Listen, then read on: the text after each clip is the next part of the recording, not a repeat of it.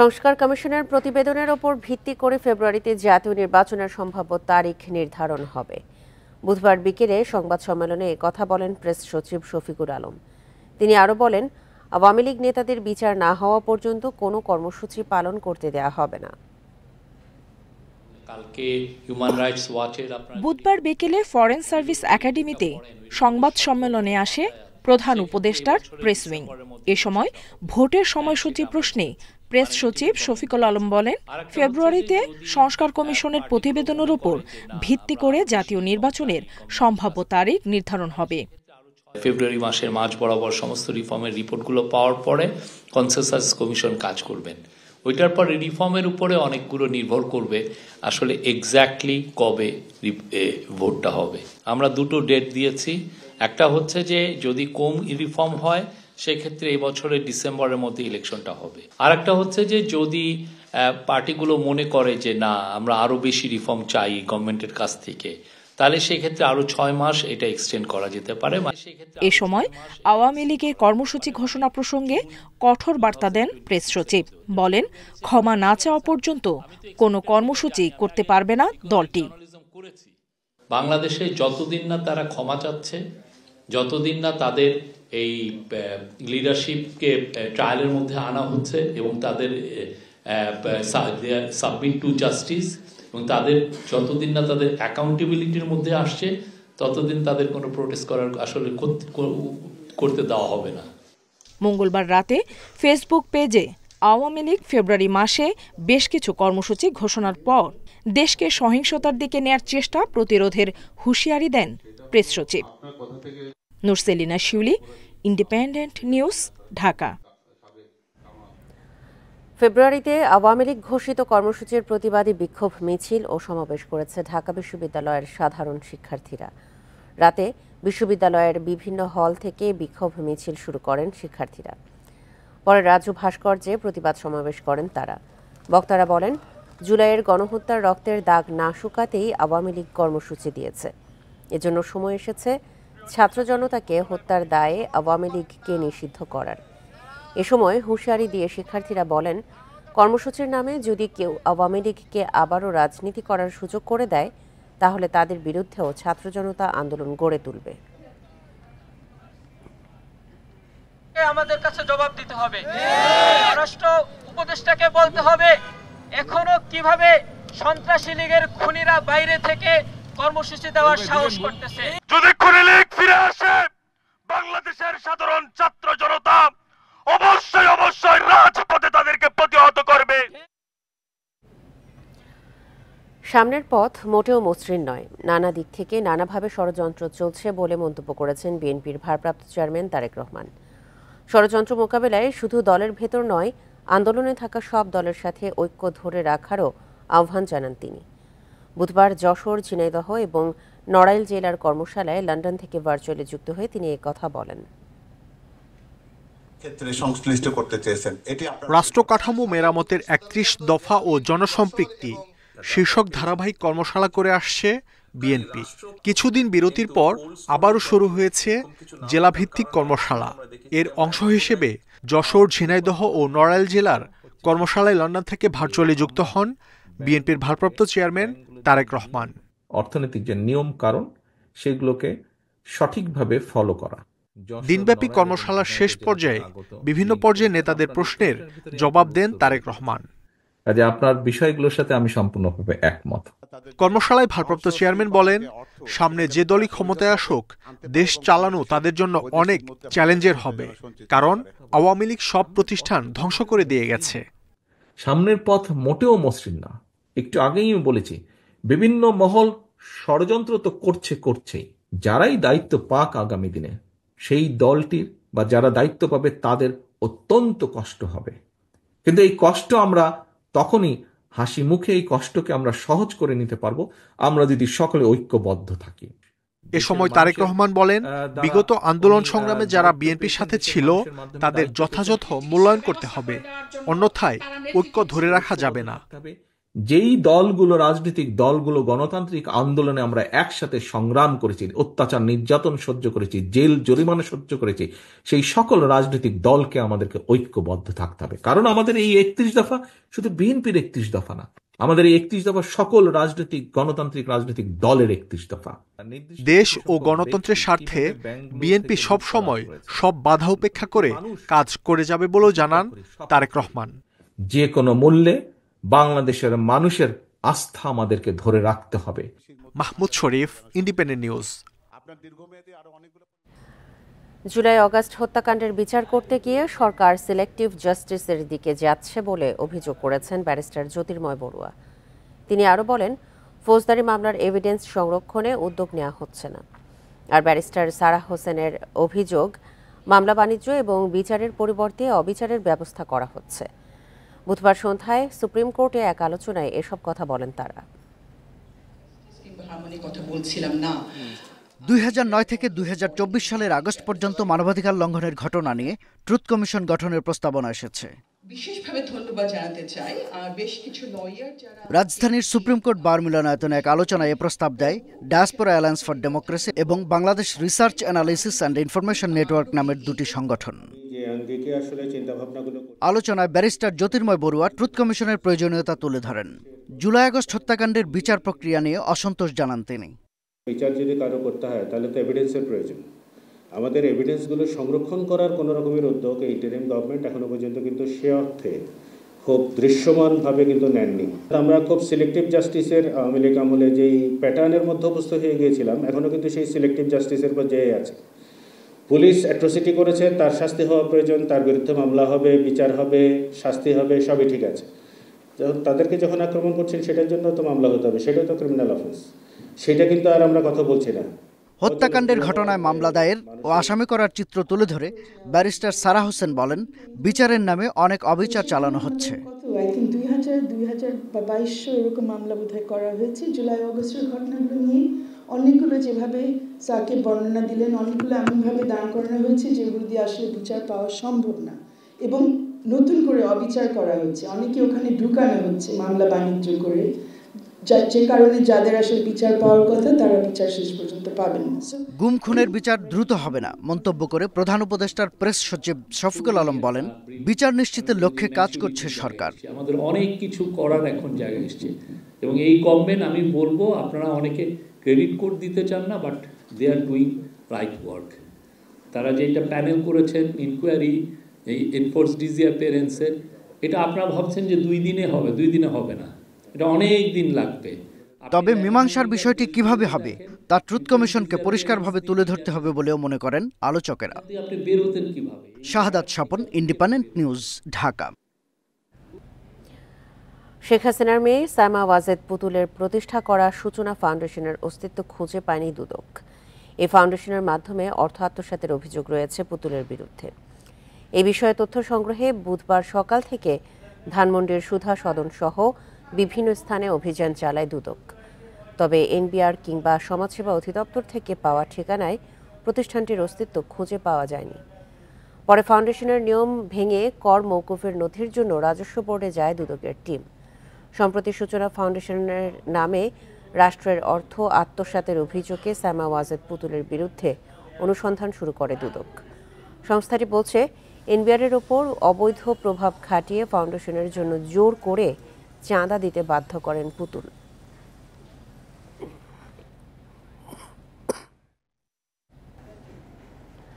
কাল আমবায়নের মধ্য দিয়ে শুরু হচ্ছে বিশ্ব ইজতেমার প্রথম পর্ব। এবারের ইজতেমা হবে 3 ধাপে। এরই মধ্যে টঙ্গীর তুরাগ তীরে শেষ হয়েছে সব ধরনের প্রস্তুতি, পাশাপাশি নেওয়া হয়েছে বাড়তি নিরাপত্তা ব্যবস্থা।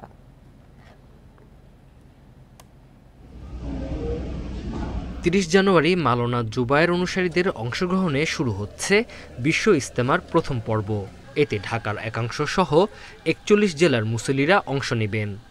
এরই মধ্যে আসতে শুরু করেছেন মুসল্লিরা। বিদেশিদের জন্য জায়গা নির্ধারণ করা হয়েছে মূল ময়দানের পশ্চিমে। ইজতেমায় অংশ নিতে পেরে খুশি তারা। মারামারির কোনো উদ্দেশ্য না বা এই ধরনের কোনো উদ্দেশ্য নিয়ে আসেন, একমাত্র আল্লাহ তাআলার সন্তুষ্টির জন্য আসা। আমরা ইজতেমায় এসেছি, এখানকার মুসল্লিরা আমাদের ভাইয়ের মতো। এদেশের ধর্মীয় সংস্কৃতি দেখে আমরা মুগ্ধ। ইজতিমাই সবচেয়ে অনেক ফায়দা ইনশাআল্লাহ। আয়োজন নির্বিঘ্ন করতে প্রস্তুতি নেয়ার পাশাপাশি মুসল্লিদের সুবিধায় পানি, বিদ্যুৎ, পয় নিষ্কাশন সহ সব ধরনের ব্যবস্থা নেওয়া হয়েছে। ইজতেমা এটা শুধু বাংলাদেশের ইজতেমা না, এটা বিশ্ব ইজতেমা এবং বিশ্বের সমস্ত ধর্মপ্রাণ মুসল্লি ভাইরা, তাবলিগের সাথী ভাইরা এই ইজতেমা অংশগ্রহণ করার জন্য প্রতি বছরই এসে থাকেন। তো এবারও এর ব্যতিক্রম ঘটবে না। প্রায় ৯,০০০ টয়লেট, ৯,০০০ টয়লেট আমরা ইনশাল্লাহ সবগুলোই চালু আছে, সচল আছে, মানুষ ব্যবহার করতে পারবে। তারা তাদের ইতমানানের সাথে আমি আশা করি যে তারা তাদের যে প্রয়োজন যে সেটা পূরণ করতে পারবে। সেই সাথে ২৫৪টি গোসলখানা আছে। এবারের ইজতেমা ঘিরে নিরাপত্তা আগের তুলনায় বাড়ানো হয়েছে বলে জানিয়েছে পুলিশ। কোনো গণ্ডগোল যাতে না হয়, আমরা স্থানীয় লিডারকে নিয়ে এখানে বসেছিলাম, আপনাদেরকে ডেকেছিলাম, সকলে আমরা সম্মতি হয়েছে আমরা ইজতেমাটি কীভাবে সুন্দর করে দুইটি দলকে মুখোমুখি থেকে আমরা কীভাবে সরিয়ে রাখতে পারি। প্রথম ধাপে ৩১ জানুয়ারি থেকে ২ ফেব্রুয়ারি এবং ৩ থেকে ৫ ফেব্রুয়ারি অংশ নিচ্ছেন জুবায়েরপন্থীরা, আর ১৪ ফেব্রুয়ারি হবে মাওলানা সাদ অনুসারীদের ইজতেমা। Independent news.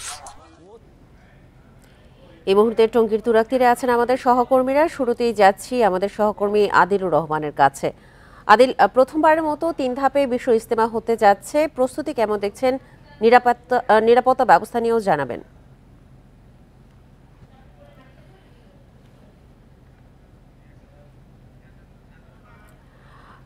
দুঃখিত, আমরা আদিলের সংযোগটি বিচ্ছিন্ন করে ফেলেছি। আমরা আপাতত যাচ্ছি আমাদের সহকর্মী আবুল হাসানের কাছে।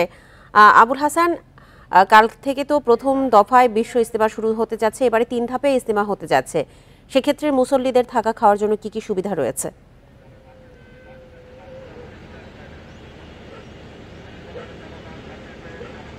দেখুন, আগামীকাল আম্বানের মধ্য দিয়ে গাজীপুরের টঙ্গীর তুরাগ তীরে বিশ্ব ইজতেমার ৫৮তম আসর অনুষ্ঠিত হবে এবং এই লক্ষ্যে সব ধরনের প্রস্তুতি সম্পূর্ণ হয়েছে এবং এই পর্বে জুবায়ের অনুসারী যারা মুসল্লি তাদের অংশগ্রহণের কথা রয়েছে এবং এরই মধ্যে ৪১টি জেলার মুসল্লিরা কিন্তু আসতে শুরু করেছেন এবং তারা এখানে যে ময়দানটি রয়েছে আপনি নিশ্চয়ই দেখতে পাচ্ছেন যে এখানে যে ময়দান টঙ্গীর তুরাগ তীরে ১৬০ একর বিস্তৃত যে ময়দান, সেই ময়দানে তারা কিন্তু এসেছেন এবং তারা অবস্থান নিতে শুরু করেছেন এবং গতকাল থেকে মূলত তারা কিন্তু আসছেন এবং তাদের যে নির্ধারিত খিত্তা, সেই খিত্তায় তারা অবস্থান নিয়েছেন এবং তাদের উযু, গোসল সব ধরনের সুযোগ সুবিধার্থে স্থানীয় প্রশাসন, পুলিশ প্রশাসন, সিটি কর্পোরেশন এবং বিভিন্ন সরকারি বেসরকারি দপ্তর আলাদাভাবে কিন্তু উদ্যোগ নিয়েছে। আমরা খবর নিয়ে যেটি জেনেছি যে এখানে ৩১টি টয়লেট নির্মাণ করা হয়েছে, ৩ তলা বিশিষ্ট এবং সেই টয়লেট সহ তাদের পানি, উযু গোসলের জন্য যে পানি সরবরাহ সেটিও নিশ্চিত করা হয়েছে এবং এখানে সিটি কর্পোরেশনের পক্ষ থেকে মশক নিধন সহ বিভিন্ন ধুলোবালি এখানে যাতে না হয় সেই ব্যবস্থা নেওয়া হয়েছে এবং সার্বিক নিরাপত্তার ব্যবস্থা যদি বলি, পুরো ময়দানকে কিন্তু 5টি সেক্টরে ভাগ করা হয়েছে এবং এখানে সাদা পোশাকের পুলিশের পাশাপাশি পোশাকধারী পুলিশ এবং অন্যান্য গোয়েন্দা সংস্থার সদস্যরা কিন্তু কাজ করতে শুরু করেছেন এবং পুরো ময়দান ৩ শতাধিক সিসিটিভির আওতায় আনা হয়েছে। এছাড়া ওয়াচ টাওয়ার রয়েছে যেগুলোতে সার্বক্ষণিকভাবে নজরদারি বা মনিটরিং করা হচ্ছে এবং পুরো ময়দানকে বলা চলে যে নিরাপত্তার চাদরে এরই মধ্যে কিন্তু ঢেকে ফেলা হয়েছে। পুলিশের পক্ষ থেকে আমরা যেটি জেনেছি যে ইজতেমার যে সংঘর্ষ হয়েছে কিছুদিন আগে জুবায়ের এবং সাদ অনুসারীদের মধ্যে, সেই বিষয়টি মাথায় রেখে তারা এবার নিরাপত্তার পরিকল্পনা করেছেন এবং নিরাপত্তা ব্যবস্থা সাজিয়েছেন এবং তারা বলছেন যে কোনো ধরনের অপ্রীতিকর ঘটনা যাতে না ঘটে সেই ব্যাপারে তাদের সব ধরনের প্রস্তুতি রয়েছে এবং কোনো জায়গায় যদি সমস্যা হয় তাৎক্ষণিকভাবে সেটি যাতে কন্ট্রোল করতে পারে সেই ব্যাপারেও তারা কিন্তু ব্যবস্থা নিয়েছেন এবং এবারই প্রথম পুলিশ সদস্যদের বুকলেট দেওয়া হয়েছে যার মাধ্যমে তারা পুরো ময়দানকে এখানে তারা দেখতে পারবেন এবং সেই ব্যাপারে তারা উদ্যোগ নিতে পারবেন বলে পুলিশের পক্ষ থেকে বলা হচ্ছে। এবং আপনি আমাদের সঙ্গে থাকুন। আমাদের সঙ্গে ইজতেমার আরেক প্রান্তে আছেন আমাদের সহকর্মী আদিলুর রহমান, আমরা যাচ্ছি তার কাছে। আদিল, এবার প্রথমবারের মতো 3 ধাপে বিশ্ব ইজতেমা হতে যাচ্ছে, এইবারের সার্বিক প্রস্তুতি এবং নিরাপত্তা ব্যবস্থা নিয়ে জানাবেন।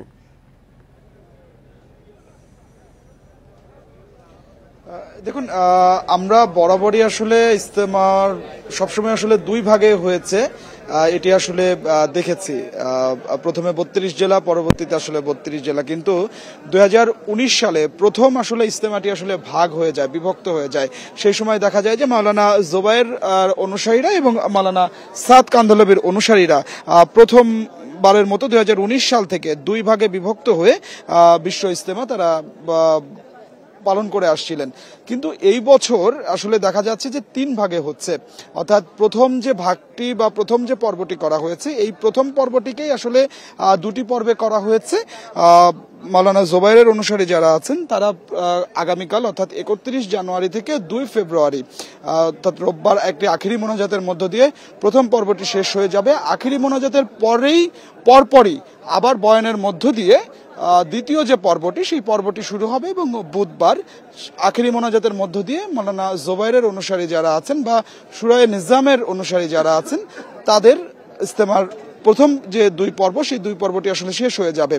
এই মাওলানা জোবায়ের অনুসারীরা এবার 2 পর্বেই বিশ্ব ইজতেমা আসলে করতে পারছেন। প্রশাসন থেকে তারা সেই ধরনের অনুমতিটি নিয়েছেন। এরপরে 8 দিন বিরতি দিয়ে মাওলানা সাদ কান্ধলভির যারা অনুসারী আছেন তারা একটি পর্বে তাদের যে ইজতেমা, সেই ইজতেমা করতে পারবেন এবং সেটি 14 ফেব্রুয়ারি থেকে 16 ফেব্রুয়ারি আখিরি মোনাজাতের মধ্য দিয়ে তাদের সেই ইজতেমাটি আসলে শেষ হবে। মূলত এই যে দুইটি পক্ষ, এই দুইটি পক্ষের বিভক্তির কারণেই এবার প্রথমবারের মতো 3 ভাগে বা 3 পর্বে এই বিশ্ব ইজতেমাটি আসলে অনুষ্ঠিত হচ্ছে। এবছর আসলে বিশ্ব ইজতেমা একটু বিশেষ ভাবে নজরদারি করা হচ্ছে আইন শৃঙ্খলা বাহিনীর পক্ষ থেকে। তার কারণ আপনি জানেন যে 17 ডিসেম্বর একটি অনাকাঙ্ক্ষিত ঘটনা ঘটেছে, যেখানে নিহতের ঘটনা আসলে ঘটেছে এবং গত 2 দিন আগে মাওলানা সাদ কান্ধলভির একজন অনুসারী মারা গেছেন। সেই তথ্য মাওলানা সাদ কান্ধলভির অনুসারীরা দিয়েছেন।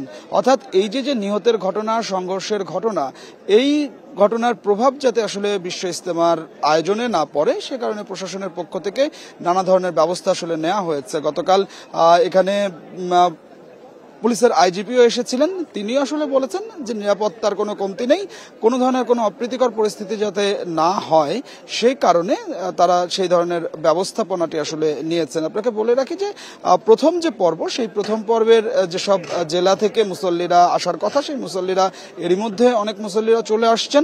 আজকেও দিনভর মুসল্লিরা আসবেন, বিদেশের বিভিন্ন দেশ থেকেও মুসল্লিরা এসেছেন, খিত্তায় খিত্তায় তারা অবস্থান নিয়েছেন। এই মুহূর্তে আমরা যেটা আসলে দেখছি যে সকালবেলায় তেমন কোনো আসলে আজকে তেমন কোনো আনুষ্ঠানিকতা নেই, শুধুমাত্র শেষ মুহূর্তের কিছু প্রস্তুতি, সেই প্রস্তুতির আনুষ্ঠানিকতা আছে। এর বাইরে তারা খিত্তায় খিত্তায় বসে আজকেও জিকির করবেন। তবে মূল যে আনুষ্ঠানিকতা, মূল আনুষ্ঠানিকতাটি আগামীকাল সকালে ফজরের নামাজের পর আমবয়ানের মধ্য দিয়ে আসলে শুরু হবে। তবে সাধারণ মুসল্লি যারা আছেন তারা আশা করছেন শান্তিপূর্ণভাবে এখানে বিশ্ব ইজতেমা তারা অংশ নিতে পারবেন এবং এখানে দেশ বিদেশের যেসব শীর্ষ আলেমদের বক্তব্য শুনে তারা যে শিক্ষা নেবেন, সেই শিক্ষা আগামী 1 বছর তারা দিনের প্রচারে কাজে লাগাতে পারবেন, এমনটাই কিন্তু আসলে এখানকার মুসল্লি যারা এসেছেন তারা আশা করছেন এবং কোনো ধরনের কোনো বিশৃঙ্খলা যেন না হয় সেই প্রত্যাশাও তাদের। তো আমার কাছে বিশ্ব ইজতেমার ময়দান থেকে এটি ছিল এখনকার সবশেষ। কাল থেকে শুরু হতে যাচ্ছে বিশ্ব ইজতেমা, এই বিষয়ে বিস্তারিত জানাচ্ছিলেন আমাদের সহকর্মীরা। এমবিবিএস পাশের পর বিএমডিসির সনদ নিতে আলাদা পরীক্ষার কথা ভাবছে সংস্থাটি, তবে তা চালু হবে কয়েক ধাপে। এছাড়া নির্দিষ্ট সময় পর চিকিৎসকদের সনদ নবায়নে পরীক্ষা চালুর বিষয়েও আসতে পারে সিদ্ধান্ত। এ নিয়ে এরই মধ্যে আলোচনা হয়েছে স্বাস্থ্য সংস্কার কমিশনেও। দেশে সরকারি বেসরকারি মিলিয়ে মেডিকেল কলেজ 104টি। প্রতি বছর এমবিবিএস পাশ করেন 11,000-এর বেশি শিক্ষার্থী। চিকিৎসক হিসেবে পেশা শুরুর আগে নিতে হয় বিএমডিসির সনদ, দেয়া হয় একটি নিবন্ধন নম্বর, তবে এজন্য দিতে হয় না কোনো পরীক্ষা। দেশে কিছু বেসরকারি মেডিকেল কলেজের মান নিয়ে আছে অনেক প্রশ্ন। রাজনৈতিক ও নানা সুবিধায় কার্যক্রম চালিয়ে যাচ্ছে তারা, কিন্তু বছর শেষে ভালোমন্দ সব প্রতিষ্ঠানের শিক্ষার্থীরা যুক্ত হচ্ছেন এই পেশায়। এবার এর হ্রাস টানতে চায় বিএমডিসি। চালু করার বিষয়টা নিয়ে কোনো রকমের যাতে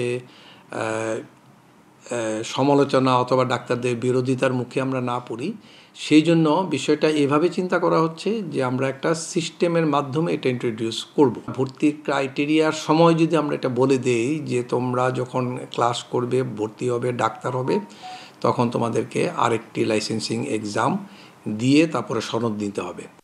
নার্সিং পাশের পর পরীক্ষা দিয়েই সনদ নিতে হয়।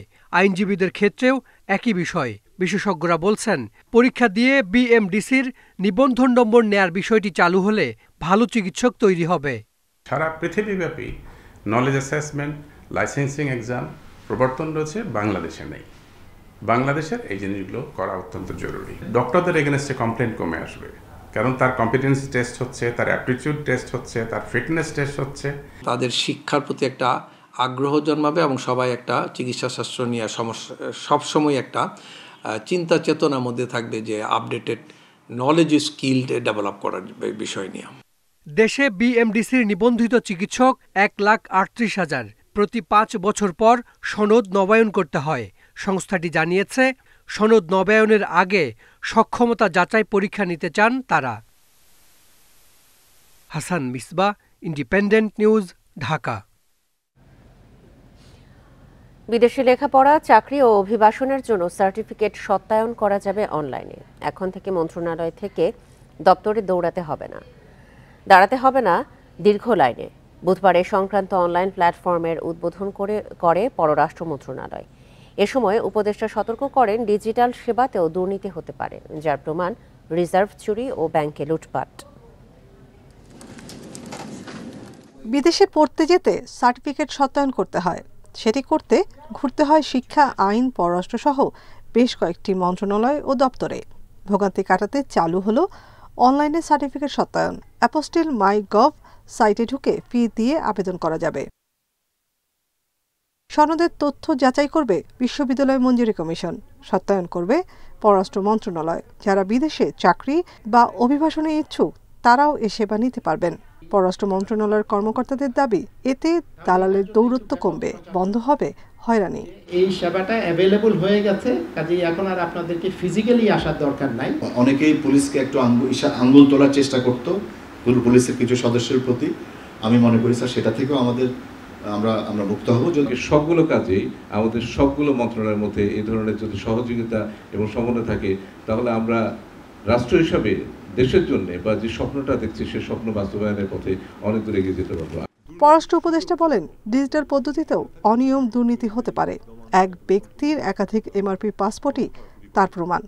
আমাদের ব্যাংকগুলো থেকে যে টাকা চুরি হয়েছে, এটা কিন্তু ঘটনাক্রমে হয়নি। এটা সর্বোচ্চ পর্যায় থেকে এটাকে এনকারেজ করা হয়েছিল বলে কিন্তু করেছে। সুযোগ যাতে না থাকে দুর্নীতি, সেটা আনতে হবে আমাদের, এবং এটা এক্ষেত্রে একটা বড় পদক্ষেপ। গত বছর অ্যাপোস্টিল কনভেনশনে যুক্ত হয় বাংলাদেশ। এর ফলে 127টি দেশে বাংলাদেশিদের সার্টিফিকেট সত্যায়ন প্রয়োজন হবে না। এতে বছরে 5 থেকে 600 কোটি টাকা সাশ্রয় হবে। নাফিজাতুল্লাহ, ইন্ডিপেন্ডেন্ট নিউজ, ঢাকা। শুল্ক কমানোর প্রভাব পড়েছে চিনির বাজারে। এক মাসে দাম কমেছে 3.5% পর্যন্ত। পাশাপাশি রমজান সামনে রেখে প্যাকেটজাত চিনি বিক্রি করছে সরকারি মিলগুলো। টিসিবিও কম দামে চিনি বিক্রি করছে। তবে রোজায় কেউ যাতে কারসাজি করতে না পারে সেজন্য সতর্ক থাকার তাগিদ দিয়েছেন ভোক্তারা। প্রতি বছর রোজার আগে চিনির দাম বাড়লেও এবার তেমন হয়নি। বাজারে চিনির সংকটও নেই। গত অক্টোবরে চিনির আমদানি শুল্ক কমিয়ে 30 থেকে 15% করা হয়েছে। এরপর থেকে খোলা সাদা চিনি বিক্রি হচ্ছে 120 টাকা কেজিতে, আর প্যাকেট চিনি 125 টাকা। সরকারি লাল চিনির প্যাকেট 140 টাকা কেজি। সব মিলিয়ে চিনির দাম গত বছরের চেয়ে 14% কম। গভর্নমেন্টের চিনিটা বিক্রি 140 টাকা কেজি, আর সাদাটা বিক্রি হচ্ছে এখানে খুচরা 120 টাকা, 18 টাকা, 120 টাকা, 18-20 টাকা এরকম বিক্রি হচ্ছে।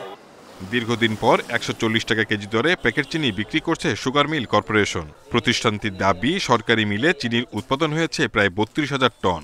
রোজার আগেই রাজধানীতে খোলা ট্রাকে চিনি বিক্রির পরিকল্পনাও রয়েছে। আমাদের নিচে যে বিক্রি হয় 5 দিনে, আর এর ভিতরে দেখা যাক, আমরা চেষ্টা করতেছি যে ট্রাকে করে নিয়ে যেও আমরা হয়তো বিভিন্ন স্পটে, যেমন সচিবালয়, অফিসার্স ক্লাব, এইরকম পজিশনে হয়তো আমরা সাময়িকভাবে বিক্রির চেষ্টা করব। রমজানকে টার্গেট করি। তবে ভোক্তাদের শঙ্কা রমজান সামনে রেখে সুযোগ নিতে পারে অসাধু ব্যবসায়ীরা। এজন্য এখনই বাজারে কঠোর নজরদারি দরকার। সরকারের যে রমজানে সব জিনিসের উপরে একটু নজরদারি বেশি রাখা উচিত। ঠিক আছে, বেশি বেশি মানে ভোক্তা অধিদপ্তর যেরকম পাঠাইলে ওরা একটু নিয়ন্ত্রণে থাকতো। ফ্যামিলি কার্ডধারীদের মাঝে 70 টাকা কেজি দরে চিনি বিক্রি করছে টিসিবিও। Shahid Ahmed, Independent News, Dhaka. মুন্সিগঞ্জের গজারিয়ায় বাস উল্টে এক যাত্রী নিহত হয়েছেন। দুর্ঘটনায় আহত হয়েছেন আরও অন্তত 10 জন। রাতে ঢাকা চট্টগ্রাম মহাসড়কের পাখির মোড় এলাকায় এই দুর্ঘটনা ঘটে। ফায়ার সার্ভিস জানায়, চট্টগ্রাম থেকে ঢাকার উদ্দেশ্যে ছাড়া বাসটি রাত 8:45টার দিকে পাখির মোড়ে নিয়ন্ত্রণ হারিয়ে ডিভাইডারের সঙ্গে ধাক্কা খায়। বাসটি উল্টে ঘটনাস্থলেই নিহত হন এক যাত্রী। পরে আহতদের উদ্ধার করে পাঠানো হয় হাসপাতালে। তাদের মধ্যে 5 জনের অবস্থা গুরুতর হওয়ায় ঢাকা মেডিকেলে পাঠানো হয়েছে। দুর্ঘটনার পরপরই পালিয়েছেন বাসের চালক ও হেলপার।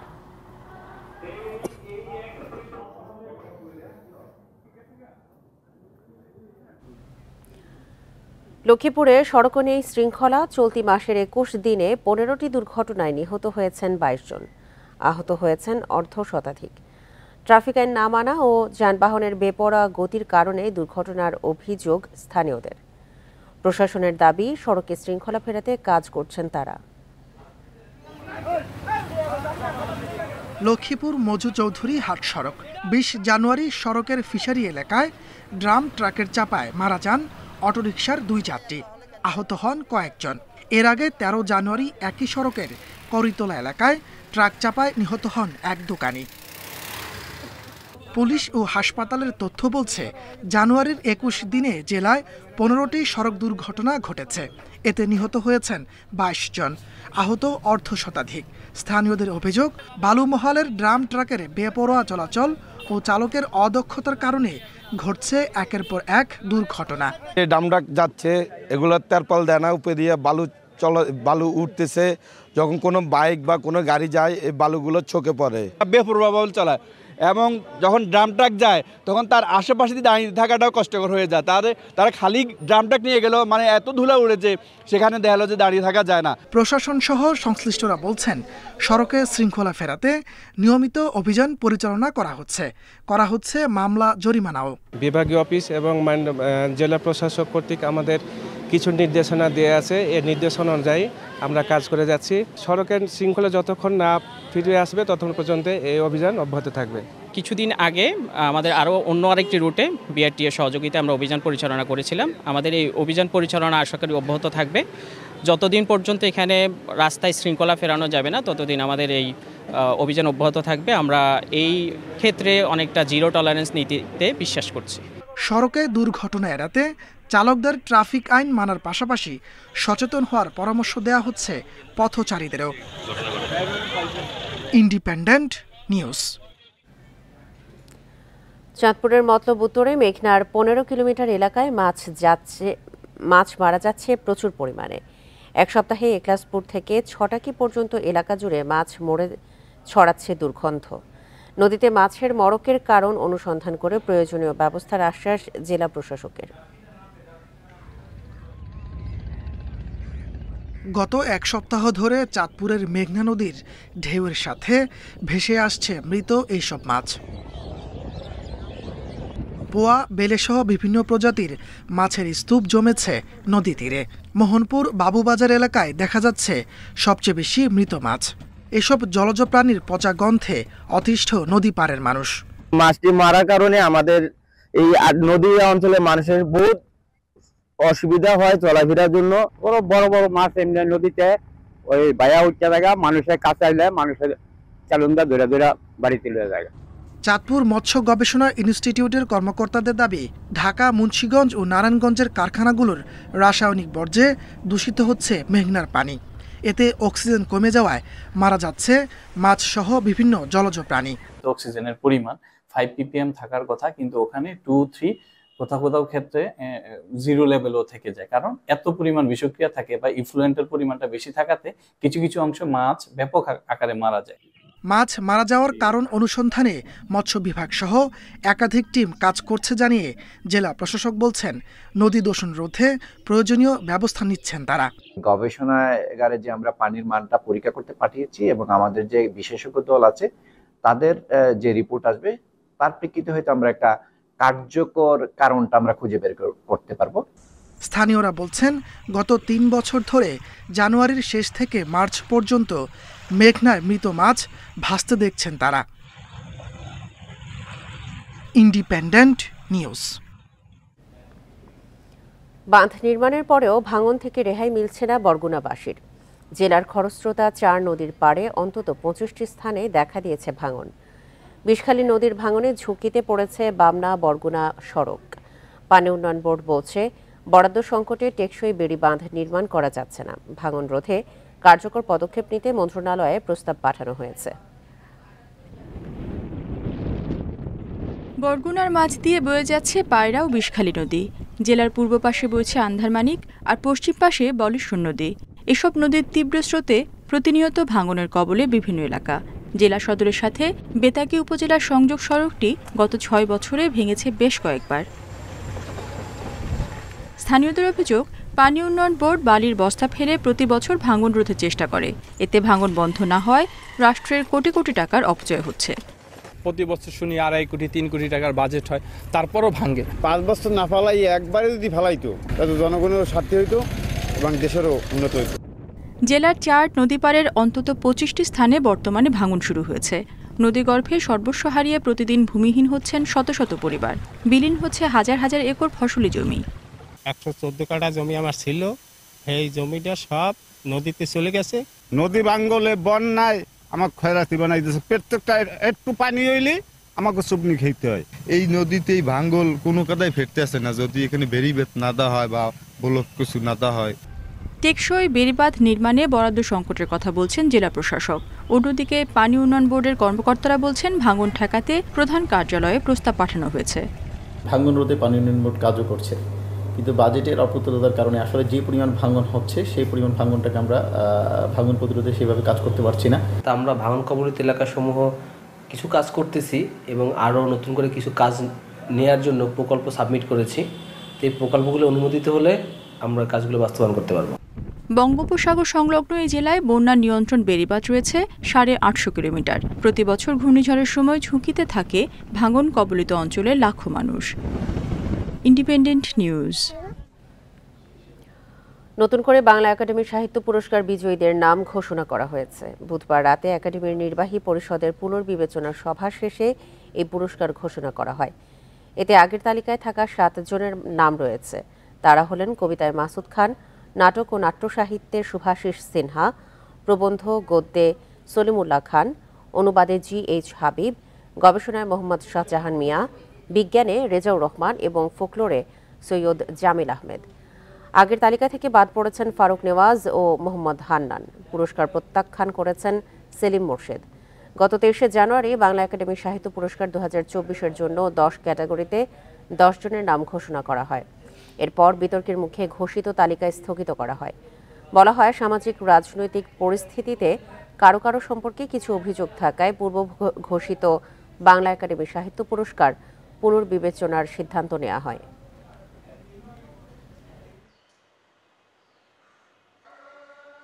আর এ ছিল এখনকার মতো ইন্ডিপেন্ডেন্ট সংবাদে। ইন্ডিপেন্ডেন্ট টেলিভিশনের সব খবর আরও বিস্তারিত জানতে চোখ রাখুন ফেসবুক, ইউটিউব এবং এক্সে। ধন্যবাদ সবাইকে। আমন্ত্রণ পরের আয়োজনে।